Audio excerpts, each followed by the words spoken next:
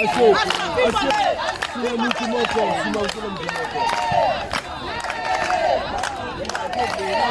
Business TV 100% nzango na nzango. So on a besoin oyeba nzango, on a besoin koyeba ya kokota. Kota ka na GG Business TV, omona nzango na nzango. Ezalo yebi ko beta, ezalo yebi obeta te. So ko koti omona ka nzango na nzango. Elo omsute 100% nzango na nzango.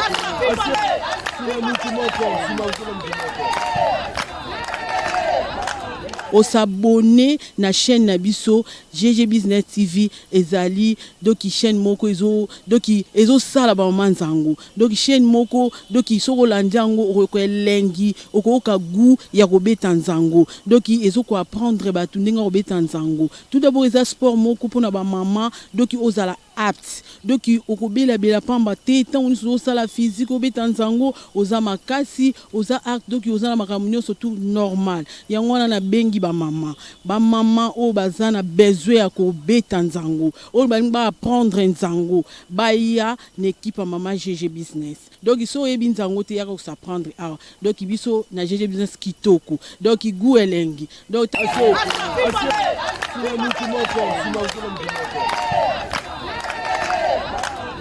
GG TV Business et bandi voilà dans la YouTube mutabuka na te eza TV o bokolanda tango nyonso est disponible olandi TV na biso GG Business TV bo raté te ne pas raté yango ese bande côté na ta chaîne bolanda bo buka na te bo ya bo tala ngo ebele ba mo balinga kanza ba sepela la nzango bolanda ngo makasi bo sepela na nzango makasi ko ba za nzango ye makasi bo buka bolanda vraiment GG TV Business et bandi déjà bola la pongité botia kango bolanda ngo en tout cas bolanda ngo à la lettre bolanda ngo vraiment ndenge bolanda ba TV news tout bo buka na te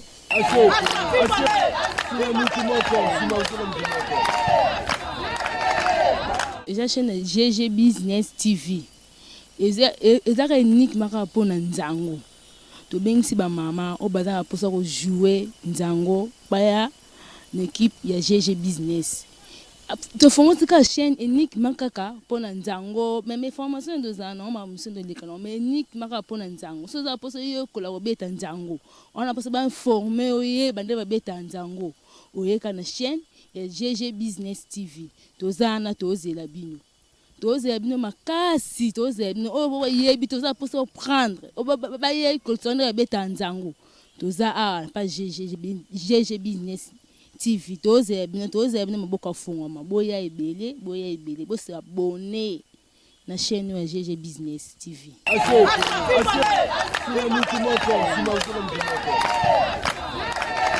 Effectivement vrai, si vous n'avez pas encore pris le courage de nous rejoindre, venez, vous avez votre place et le tournoi a démarré aujourd'hui. Il y a d'autres équipes qui arrivent pour venir s'inscrire et c'est comme ça. Et on voit, ce qui est intéressant, c'est une rencontre des dames. Voilà, c'est une rencontre des dames. Après le match, la première période de la rencontre, vous avez suivi l'Nzango Club Hexagone qui a obtenu 30 jets et le Nzango Club GG Business a remporté la première période avec 46 jets. Et nous voici encore, nous continuons notre balade et nous vous proposons maintenant de suivre ces matchs intéressants de la première journée dans le groupe B entre le Nzango Club Don Bosco et les FARDC. Un match très animé, un match très important.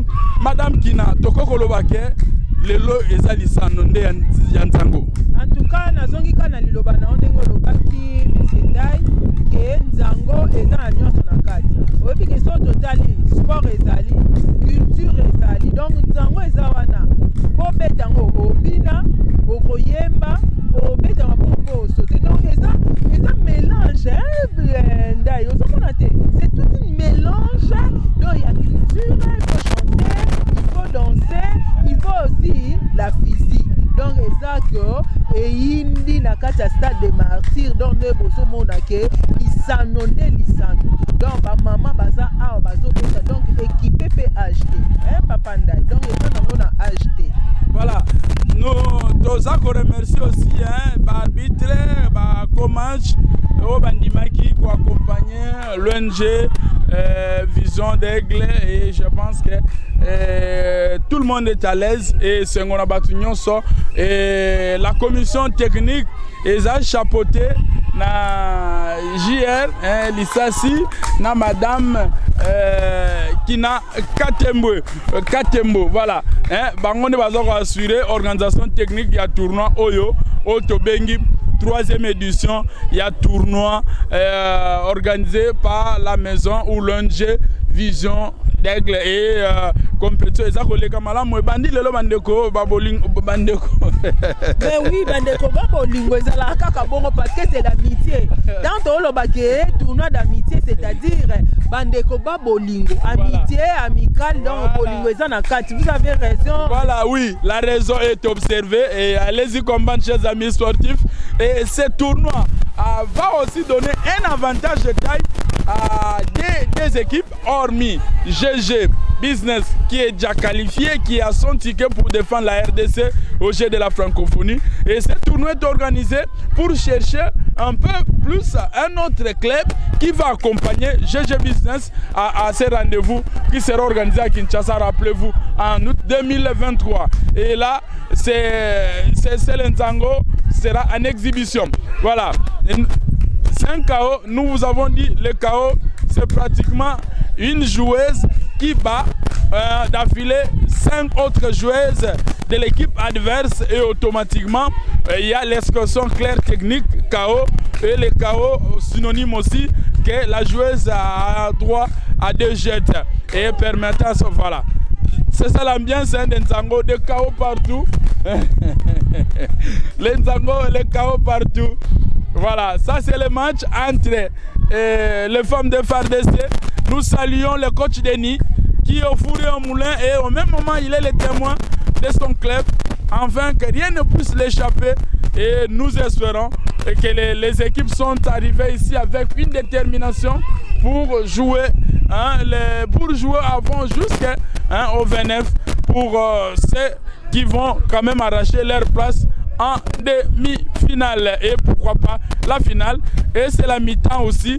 Nous allons avoir les scores de cette rencontre à la pause. Et nous voyons la pause de ce match et on va nous communiquer rapidement les résultats à la pause. Et alors là, nous disons merci et nous avons 43 pour le FARDC et contre 24 pour Don Bosco. On dira un match à sens unique, mais c'est pas aussi difficile parce que les Nzango pouvaient mener la première période et la seconde période, la vapeur est renversée et automatiquement, et on pourra voir l'équipe qui va empocher un point de plus par rapport à son adversaire. Et là, nous vous disons, c'est la mi-temps pour cette rencontre aussi. De l'autre côté, la formation de GG a gagné la première période contre la formation de Hexagone 46-30 et FARDC mène nos marquoirs contre Don Bosco 43-24 à la pause. Et tout a été prévu dans ce tournoi. Même l'équipe médicale est là pour accompagner les dames. Vous savez, c'est un sport physique. Il faut chanter, il faut danser et l'animation est au rendez-vous. Je pense que les femmes, les dames qui sont encore à la maison, vous avez de l'espace pour vous exprimer, vous avez de l'espace pour faire éclore vos talents concernant cette discipline de Nzango. Mais nous vous disons encore de plus que tout le monde va se retrouver parce qu'il y a une cagnotte prévue pour toutes les équipes qui vont participer et le premier, le deuxième et le troisième vont être gratifiés d'un montant important pour disponibiliser l'organisateur. Alors, chers amis sportifs, le Nzango Club GG Business va revenir contre le Nzango Club Hexagone pour la seconde période. Mais en attendant, nous vous signalons que après la première journée que nous assistons aujourd'hui, nous reviendrons encore ici au Stade de Marty pour suivre la seconde journée qui est prévue le 16. Ce sera un jeudi. Et vous n'allez rien rater parce que nous serons là pour vous gratifier de ces belles rencontres. Alors, on va assister à la seconde période de ce match entre GG Business et Hexagone. Et en attendant, sur le terrain D, il y a la pause, les dames se reposent, essayent un peu de boire quelques gorgeons d'eau, question de se rafraîchir pour la seconde période.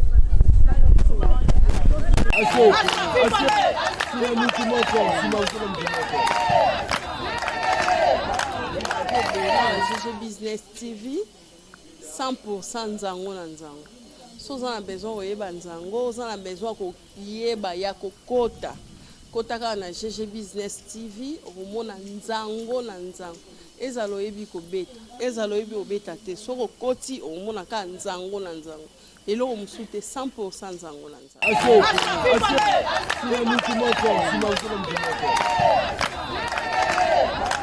Osabone na chaîne na biso GG Business TV ezali doki chaîne moko doki sala ba manzango doki chaîne moko doki soko lanjango ko elengi okoka gu ya kobeta nzango doki ko apprendre ba tundinga kobeta nzango tout d'abord eza sport moko pona ba mama doki ozala apte doki okobela bela pamba te tant on sala physique obeta nzango oza makasi oza acte doki oza na makamunyo surtout normal yango na bengi ba mama o bazana besoin ya kobeta nzango o ba apprendre nzango ba ya n'équipe mama GG Business donc so yebi nzango te ya ko s'apprendre donc biso na GG Business kitoko donc gu elengi donc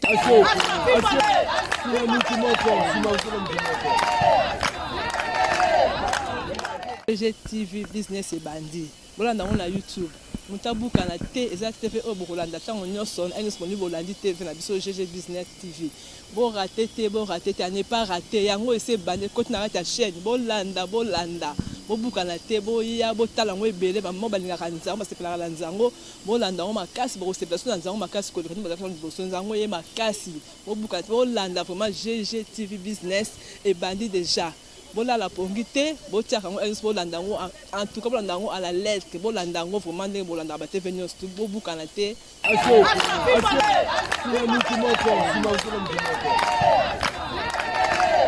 Eza chaîne GG Business TV. Eza unique maka pona nzango. To bengisi ba mama o baza posa ko jouer nzango baya l'équipe ya GG Business.